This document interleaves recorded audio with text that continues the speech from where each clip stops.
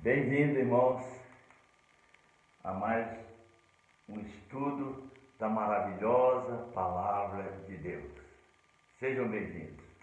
Mas, como de costume, nada mais importante há na palavra do que anunciar que Cristo morreu por nossos pecados. Ele foi sepultado, mas ressuscitou ao terceiro dia. E ele voltou para o céu, para a casa do Pai, depois de cumprir a missão que o Pai lhe deu. E ele foi preparar lugar para todo aquele que nele crê. Se você crê nele, pode ter certeza que há um lugar para você lá no céu. Nós estamos nesse pequeno planeta Terra, mas não fomos criados para viver aqui eternamente. Temporário, estamos aqui só para fazer escolha se queremos habitar ou não eternamente com Deus. Espero que você já tenha feito essa escolha. E Jesus prometeu que voltaria para nos buscar. E parece, pelos acontecimentos no mundo, que ele vem sem demora. Graças a Deus que Jesus está voltando. Então, só podemos começar o estudo dizendo obrigado, Jesus. Muito obrigado, Jesus. E que o Senhor nos abençoe, que seu Espírito fale conosco nesse pequeno estudo que vamos dar hoje, tão importante para nós que conhecemos a verdade. Bem, mais uma vez, a palavra de Deus nos diz que tudo tem o seu tempo determinado e há tempo para todo o propósito debaixo do céu. Nada está acontecendo por acaso. Você não precisa se preocupar com os acontecimentos. Deus tem conhecimento de tudo, sabe de tudo, viu? Nada é estranho, é novidade para Deus. Tudo acontece na hora, dia, mês e ano, previamente estabelecido por Deus. O que nós precisamos é ter os olhos abertos para observar tudo o que está acontecendo e entender que já está tudo previamente estabelecido por Deus. Isso nos dá um grande descanso para a alma. Mas que horas são no relógio de Deus? Que tempo é esse que nós estamos vivendo, né? Baseado na palavra de Deus, que tempo é esse?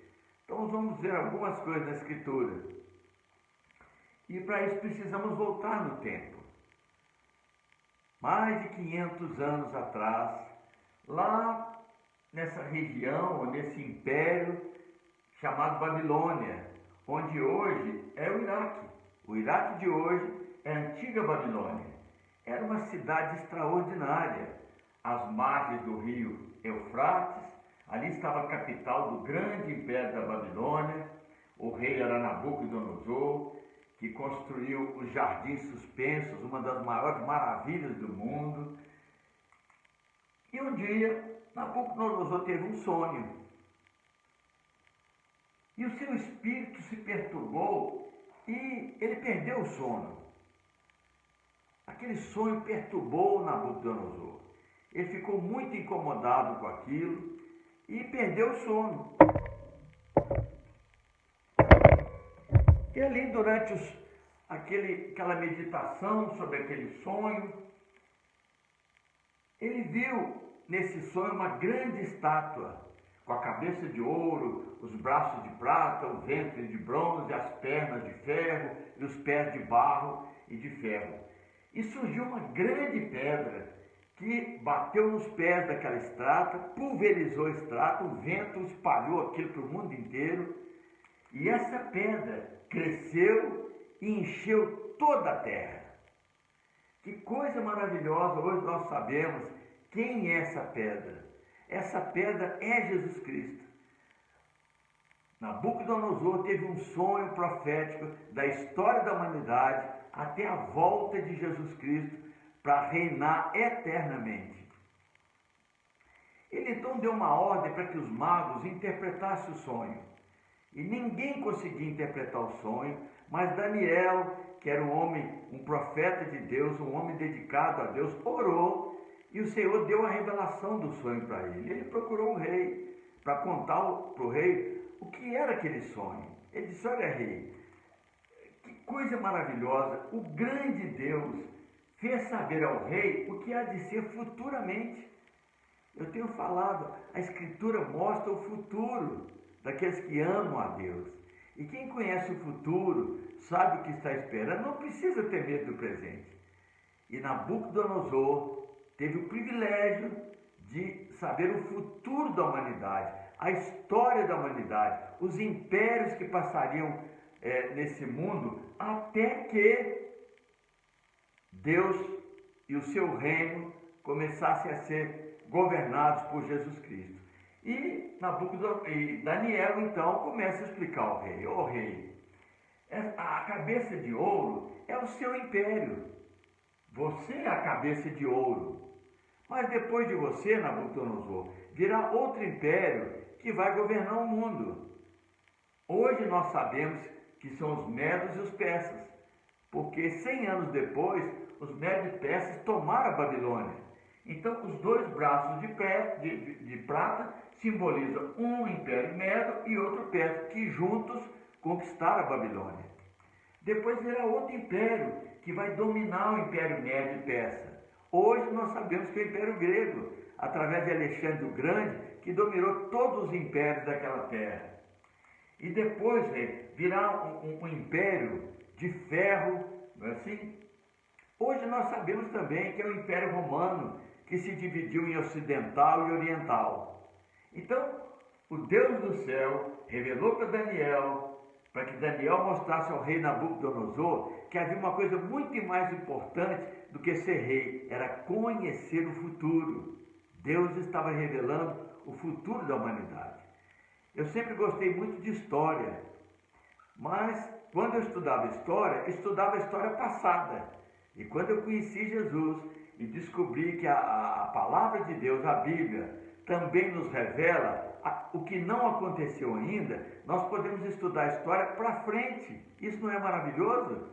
Você saber o que virá para frente nesse mundo. E o mais importante que fez o rei perder o sono foi quando a pedra bateu nos pés da estátua, destruiu a estátua e essa pedra cresceu e dominou toda a terra. Então Daniel falou: vão haver todos esses impérios, rei, mas nos dias desses reis, representados pelos 10 dedos da estátua, no dia desses reis, o Deus do céu suscitará um reino que não será jamais destruído. Né? Essa pedra é que vai ser esse reino que jamais vai ser destruído. Que coisa maravilhosa! Depois Daniel recebeu a revelação completa desses dedos. João, também o apóstolo João, recebeu essa revelação, que no fim dos tempos 10 reis vão se unir para escolher um governante mundial, e Israel vai aceitar esse governante, que nós sabemos que é o anticristo, mas logo depois Jesus vai voltar e vai destruir todos esses reinos humanos e vai começar a reinar eternamente. O império os medo-persas conquistaram a Babilônia. E Daniel, como era um homem muito inteligente, ele serviu também ao rei Dario. E estudando a Escritura, querendo saber sobre o que Jeremias havia falado, ele escreveu: eu entendi pelos livros que o número de anos de que falava o Senhor ao profeta Jeremias, que haviam de durar as assolações de Jerusalém, era de 70 anos. Jeremias disse que eles ficariam lá na Babilônia 70 anos. Mas o Senhor queria revelar algo mais profundo para Daniel. E ele tinha interesse de fazer isso. Ele jejuou, orou, e Deus mandou o anjo Gabriel revelar para Daniel esse mistério das 70 semanas. E começou revelando a Daniel quando o Messias viria e também os últimos dias antes da vinda da pedra, que nós sabemos hoje que é Jesus. Daniel recebeu a revelação de quando o Messias viria e seria apresentado a Israel, e também os últimos dias antes da vinda da pedra, que nós sabemos que é Jesus. 500 anos antes, o anjo Gabriel trouxe essa revelação maravilhosa para Daniel, que ele escreveu para nós que vivemos os últimos dias. E o anjo Gabriel disse para ele: olha, 70 semanas estão determinadas sobre o teu povo, Israel. 70 semanas estão determinadas sobre o teu povo. E sabe, Daniel, e entende, desde a saída da ordem para restaurar e para edificar Jerusalém, até o ungido, ou seja, até a vinda do Messias, se passaram 69 semanas, que nós sabemos que são semanas de anos.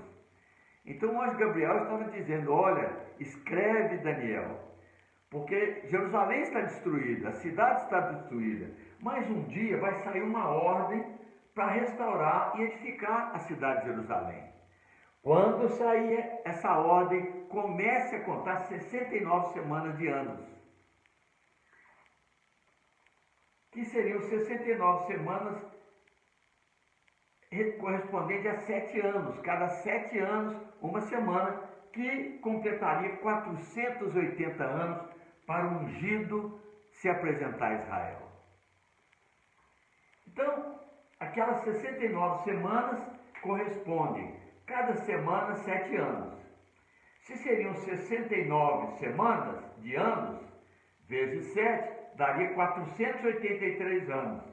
Olha, Daniel, daqui a 483 anos, o ungido, o Messias, vai ser apresentado a Israel. Ele vai vir ser apresentado a Israel. E como o calendário de Deus, o dia são 360 dias, ou um ano são 360 dias, então 483 anos vezes 360 dias, Gabriel estava dizendo, Daniel, depois que sair a ordem para edificar a cidade de Jerusalém, conta 173.880 dias e o Messias será apresentado a Israel. Meu Deus, é matemática pura, né? Tudo acontece no dia, na hora, no ano que Deus predeterminou. Sabe, Daniel, entende, desde a saída da ordem para restaurar e para edificar Jerusalém, até o ungido Messias, conta 173.880 dias. Então, os judeus só tinham essa tarefa, 1 dia, 2 dias, 3 dias, 4 dias, 5 dias. Quando chegasse nesses dias, eles deveriam prestar atenção que o Messias ia aparecer em Israel. Mas você, Daniel, o anjo Gabriel disse, tu, porém, segue o teu caminho até o fim, pois descansarás, quer dizer, você vai morrer, e ao fim dos dias te levantarás, ou seja, você vai ressuscitar, Daniel, para receber a tua herança. Ou seja, o Messias não vai vir agora, ele só vai vir daqui a 173.880 dias. Então você não vai ver isso, Daniel. Você vai morrer, vai descansar, mas no final você vai levantar para receber a tua herança. Encerra as palavras e sela os livros até o tempo do fim. Então, o anjo está dizendo que o livro de Daniel só seria realmente compreendido no fim dos dias. E é verdade. Hoje, depois que passaram esses impérios, é que nós sabemos essa revelação maravilhosa do Império da Babilônia, dos Medos Persas, do Império Grego, do Império Romano. Isso não tinha acontecido antes, mas hoje aconteceu. Nós olhamos para trás e vimos que perfeição de profecia. E o anjo Gabriel disse a Daniel que no tempo do fim o saber se multiplicará, quer dizer, a ciência se multiplicará. É mais uma prova tremenda para dar certeza a cada um de nós que estamos vivendo o tempo do fim, porque nunca na história da humanidade houve uma multiplicação tão tremenda como que temos visto nos nossos dias da ciência, ao ponto do homem ir à Lua, chegar em Marte, não é assim? E essa tecnologia que nós vemos todos os dias.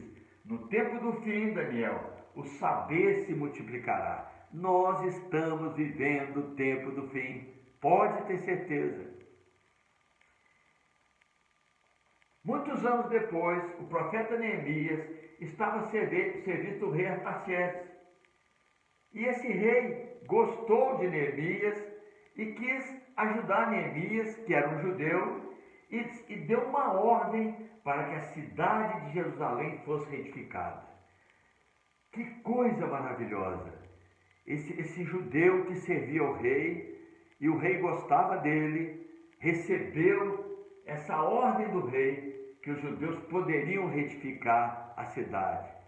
Ó Daniel, quando você vir isso, começa a contar os dias.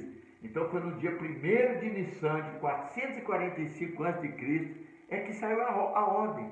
Era só contar 1 ano, 2 anos, 3 anos, 4 anos, 483 anos, ou 173.880 dias. E os judeus que vivessem nessa época saberiam, esse é o Messias. Sabe, entende, desde a saída da ordem, saiu a ordem para restaurar e para edificar Jerusalém até o ungido, 173.880 dias. Matemática pura, sabe? Era só contar os dias, só contar os anos para reconhecer o Messias.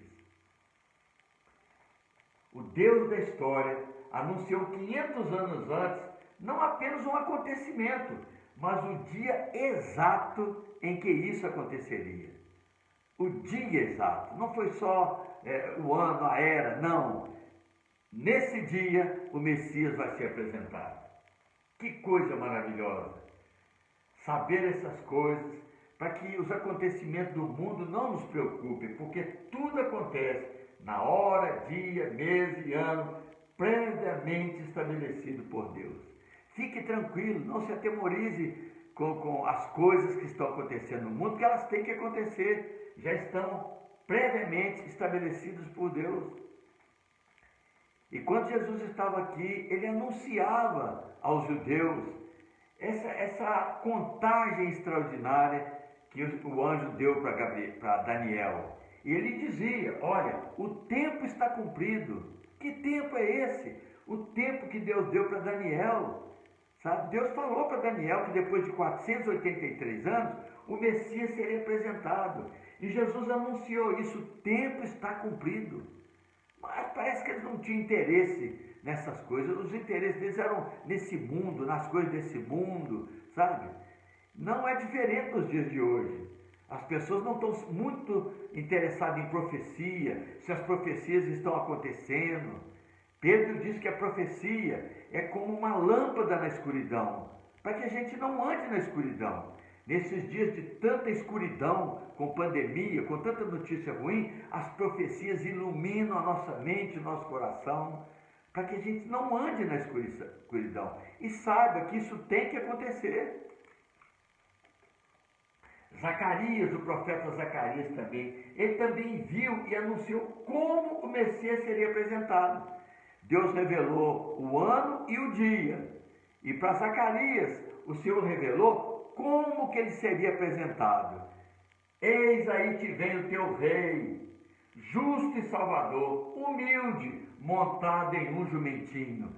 Ou seja, quando chegar 173.880 dias, preste atenção, porque o teu rei vai entrar em Jerusalém humilde, montado num jumentinho.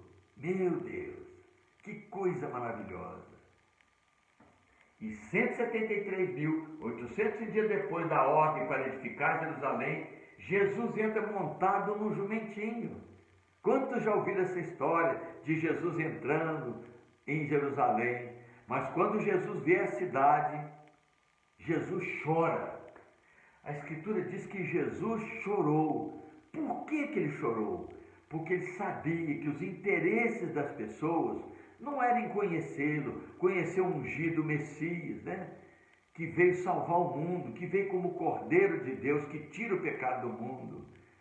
Eles não estavam interessados nessa maravilha do amor de Deus. Jesus chorou porque ele sabia. Ele disse, Jerusalém, Jerusalém, se conheceras o dia da tua visitação, ou seja, se vocês estivessem contando os dias, contando os anos, ouvindo os profetas, você saberia que eu sou o rei de Israel. Mas vocês estão cegos, vocês não têm interesse. E Jesus chorou porque ele sabia que dias virão em que o exército romano cercaria Jerusalém e coisas terríveis iam acontecer com os judeus. Você precisa ler a descrição de Flávio Joséfo desse cerco. Quanta coisa terrível aconteceu, porque eles não reconheceram o Messias que o anjo Gabriel anunciou para Daniel, que Zacarias anunciou, que os profetas anunciaram que viria. Eles estavam pensando em outra coisa. Então, que horas são no relógio de Deus? Que horas são? Estaremos vivendo os últimos dias? Estaremos vivendo os últimos dias? Aqueles que têm interesse no calendário de Deus, nas profecias que marcam os dias, os anos, as eras, esses sabem que realmente nós estamos vivendo os últimos dias. Certamente. Jesus disse àquela geração: o tempo está cumprido, mas os judeus não prestaram atenção. Será que hoje não está muito parecido com aquela época? Quando eu me converti há mais de 30 anos atrás, dificilmente uma reunião não se falava sobre a volta de Jesus. Jesus está voltando, Jesus está voltando, Jesus está voltando. Hoje, muitas reuniões nem se lembram disso, mas estão buscando atrás do pão, atrás de riquezas, atrás de tantas coisas que passam, trabalhando por tantas coisas. E Jesus diz: vocês estão vindo atrás de mim por causa do pão que eu multipliquei. Trabalhai, Jesus disse, não pela comida que perece, mas pela que subsiste para a vida eterna. É verdade, é bom quando Jesus cura, mas a pessoa vai morrer. É bom quando Jesus abençoa a pessoa com qualquer coisa, mas aquilo passa.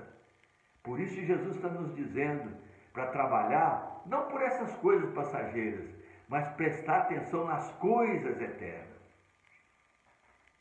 E Daniel disse, nos dias desses reis, sim, o que muito em breve vai acontecer é que 10 reis vão se reunir para resolver os problemas do mundo. Sabe? Porque o mundo está ansioso por uma solução global. 10 reis vão se reunir. E desses 10 reis vai sair um líder. Vai sair um líder que nós sabemos que esse líder é o anticristo. Ele vai se fingir de um mensageiro de Deus, de um Messias, mas ele vem para enganar o mundo e enganar Israel. Desses 10 pés vai sair um líder que nós sabemos que é o anticristo. E olha, as nações já se reúnem hoje, né? G20, G10, G7. Hoje o mundo já tem líderes poderosos que decidem o que eles querem no mundo. Será um período muito difícil, porque esse líder, durante 3 anos e meio, vai oferecer paz e segurança para o mundo, enganando as nações. Serão 3 anos e meio de engano, mas os últimos 3 anos e meio serão anos terríveis, chamado de grande tribulação. É o início do fim. Sim, são os 3,5 anos, os 3 últimos anos do reinado de Satanás sobre a terra. É o início do fim. A grande tribulação, que vai durar 3 anos e meio, será o início do fim do reinado de Satanás. E vai ser um tempo terrível. Essa pandemia, essa gripe aí, não é nada comparado a esse tempo chamado de grande tribulação. E foi Jesus que falou sobre ele. Jesus disse: aqueles dias serão de tamanha tribulação como nunca houve desde o princípio do mundo. Jesus está dizendo que vai acontecer um tempo muito em breve nesse mundo de tamanha tribulação que desde que Deus criou o mundo nunca houve um tempo assim. E olha que nós já tivemos tempos terríveis nesse mundo, peste negra, peste bubônica, né? Que mataram milhões, as guerras que mataram milhões e milhões e milhões de pessoas. Mas Jesus diz que desde o princípio do mundo que Deus criou até agora, os nossos dias, nunca jamais haverá a grande tribulação. Mas Jesus disse: para nós, não assusteis. Essas coisas têm que acontecer. Não assusteis. E nós vamos ver num próximo estudo como é importante, como esse tempo que a Bíblia chama de grande tribulação, milhões e milhões e milhões no mundo inteiro serão salvas. Que coisa maravilhosa! Deus quer salvar. Deus não tem necessidade de castigar o mundo. Nós já nascemos castigados, já nascemos apanhando, já vivemos cheios de preocupação, de ansiedade, de dores, de tanta coisa. Deus quer salvar. E o propósito dessa grande tribulação é para tirar do coração do homem o engano que Satanás, o príncipe desse mundo, tem colocado há tanto tempo. Muitos serão salvos. Jesus diz, não assusteis. E ele deixou uma palavra maravilhosa. Porque guardaste a palavra da minha perseverança, Jesus diz. Eu também te guardarei da hora da provação, que há de vir sobre o mundo inteiro, para experimentar os que habitam sobre a terra. Essa pandemia já está experimentando as pessoas. Quanto crente que eu tenho visto tem com medo de morrer. Tudo bem que tem que tomar cuidado, põe a máscara, a higiene, isso é uma coisa que deveria ser a coisa mais comum na vida de todos nós. Mas ficar apavorado, como eu tenho visto muitas pessoas, sabe? Não fique assim, não fique assim, não fique assim. Se você está sendo provado, mostre ao Senhor que você o ama e confie nele. Porque nessa grande tribulação, aqueles que já foram provados serão tirados da terra. Eu também te guardarei. Por quê? Porque guardaste a palavra da minha perseverança. Você nunca deixou de duvidar em Jesus, na enfermidade, na falta de emprego e nas lutas que você tem. Você guardou essa palavra de perseverança. Jesus Cristo é o meu Salvador. Ele morreu pelos meus pecados. Você nunca abandonou isso. Então eu também te guardarei. Da hora da provação que há de vir sobre o mundo inteiro, para experimentar os que habitam sobre a terra. Então, quem tem ouvido,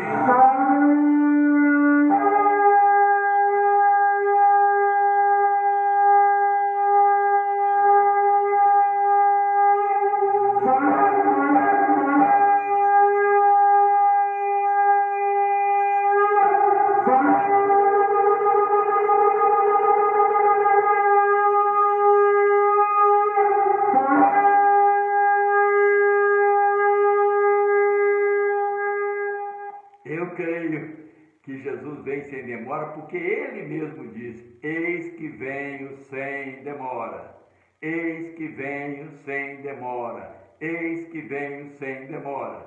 Então certamente ele virá. Apóstolo Paulo nos alertou, e digo a vós outros que conheceis o tempo. Sim, nós estamos estudando, nós conhecemos o tempo, sabe? Nós não estamos aí cegos, nós conhecemos o tempo. Já é hora de vos despertar do sono, porque a nossa salvação está agora mais perto do que quando no princípio cremos. Eu não sei se Jesus vai voltar hoje, ou amanhã, ou semana que vem, ou ano que vem, mas uma coisa eu sei, cada dia que passa fica mais perto a nossa salvação. Então, meu amado irmão, minha amada irmã, olhe para cima, comece a contemplar pela fé a nossa entrada na casa do Pai, no reino que Deus tem preparado para todos aqueles que o amam. Deus ama você, enviou Jesus para te salvar, sabe? Então, creia nisso, olhe para o céu, porque certamente o Senhor vem sem demora. Então, só podemos terminar esse estudo, né? Os varões dizendo, Maranata, ora vem Senhor Jesus. E as varoas também, Maranata, ora vem Senhor Jesus. Muito obrigado pela sua paciência, mas é a palavra de Deus. Espero que no próximo estudo, no sábado à noite, a gente possa falar um pouquinho mais dessa maravilhosa esperança que o Senhor nos deixou. Então, se Deus quiser, se for propósito de Deus, estaremos juntos no sábado. Mas até lá, um beijo para você e toda a sua família, em nome de Jesus.